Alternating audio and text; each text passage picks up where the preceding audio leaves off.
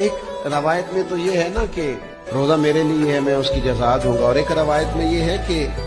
روزہ میرے لیے ہے اور رب فرماتا ہے میں خود روزے کی جزا ہوں، یعنی باقی نیکیوں پر ثواب ملے گا، روزہ رکھنے والے کو رب رحمان ملے گا۔ رب فرماتے فرشتوں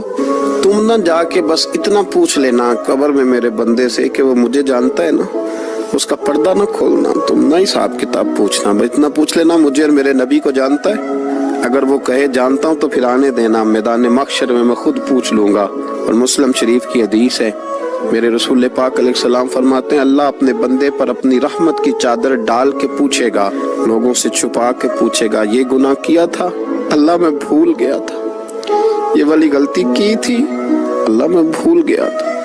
یہ بھی تیرا ہی گناہ ہے اللہ میں بھول گیا تھا۔ فرمایا اللہ تبارک و تعالیٰ اس سے اعتراف کراتا جائے گا، وہ جب اعتراف کر لے گا وہ ڈرے گا کہ اب پتہ نہیں میرے ساتھ کیا ہونے لگا، تو حضور فرماتے ہیں رب فرمائے گا دنیا میں نے تیری پردہ پوشی کی تھی، جا آج میں نے تیرے گناہوں کو معاف کر دی۔ تو یاد رکھیں کہ صبح قیامت بھی اللہ تبارک و تعالیٰ کی بارگاہ اپنے بندوں پر فضل فرمائے گی، رحمت فرمائے گی۔ جوانی کے بارے میں پوچھا جائے گا، تیری جوانی کے خوبصورت دن کہاں گزرے؟ مجنو بن کے چوکوں میں کھڑا تو نہیں رہا،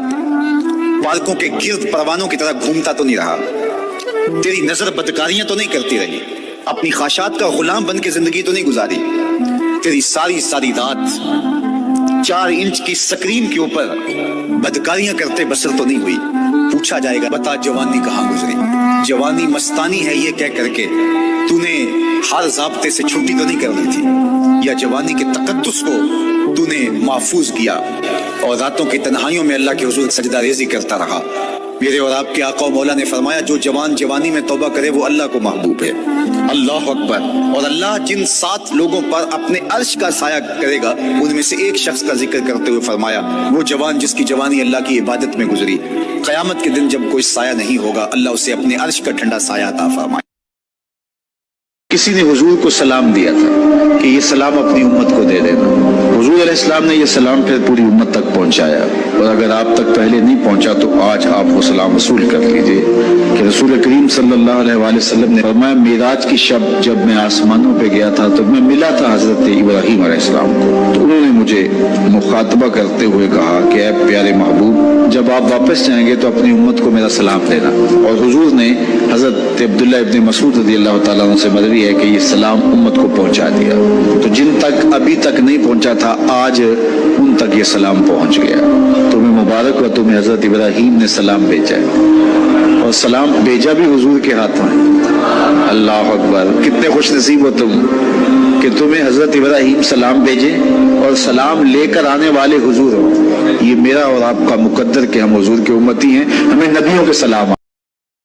محبوب فرمانے لگے تمہیں پتہ ہے جب کسی کے گھر میں بیٹی پیدا ہوتی ہے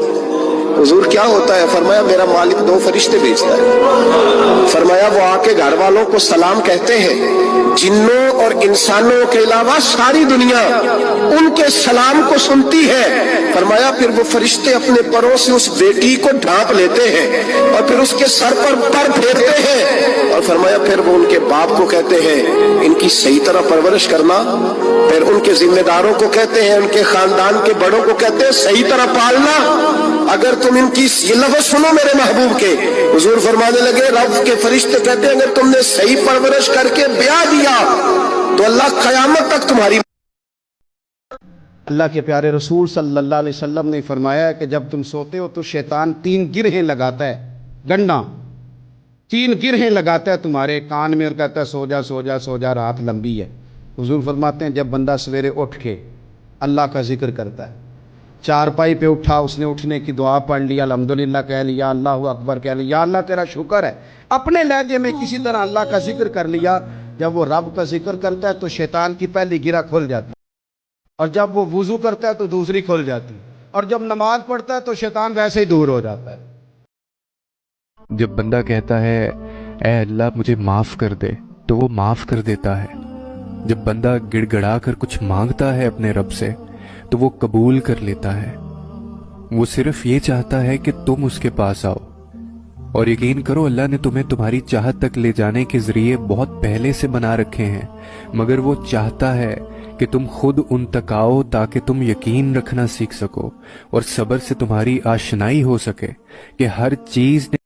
ایک حدیث میں آتا ہے کہ اللہ بندے کو اپنے سامنے سے ہٹنے نہیں دے گا جب تک اس سے 4 سوال نہیں کر لے گا. آپ دیکھیے، میں دیکھوں کیا ہم ان سوالوں کے جواب دینے کے لیے اپنے آپ کو تیار کر رہے ہیں. پہلی چیز، اللہ پوچھے گا عمر کہاں گزاری. دوسرا سوال، اللہ تعالیٰ علم کے بارے میں پوچھے گا، جو پڑھا تھا بتا عمل کہاں تک کیا. تیسری بات، اللہ پوچھے گا مال کمایا کیسے، اور مجھے بتا مال خرچ کہاں کیا. جوانی کے بارے میں پوچھا جائے گا، تیری جوانی کے خوبصورت دن کہاں گزرے.